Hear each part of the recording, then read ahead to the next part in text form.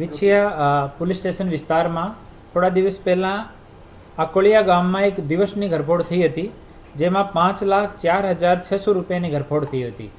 આમાં એ 4 ભાઈઓ છે. ચારો ભાઈઓનો એક જ જગ્યા સંયુક્ત પરિવાર રહે છે. આમાં 4 મકાન, એક જ હવેલીમાંથી 4 મકાન લોકો તોડ્યા હતા અને આમાં તમામ સોના ચાંદીના જે જૂના દાગીના હતા એ મળીને 5,04,000 રૂપિયાની ચોરી કરી હતી.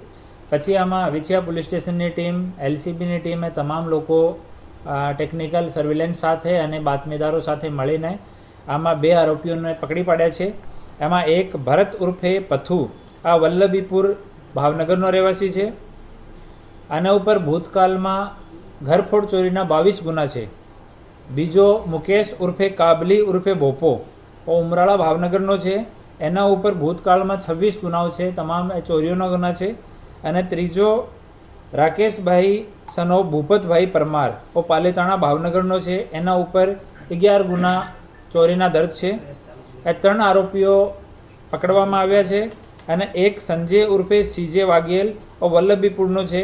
એના ઉપર 3 ગુના ઓલરેડી રજીસ્ટર છે અને એને પકડવો હાલ બાકી છે.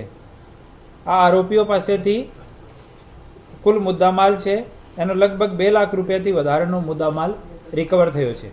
અને એની જૂની જો ગુનાહિત ઇતિહાસ છે એ પણ અમે નીકાળ્યો છે. ને જૂના કોર્ટના જો બેલ ઓર્ડર છે એ પણ તમામ નીકળ્યા છે.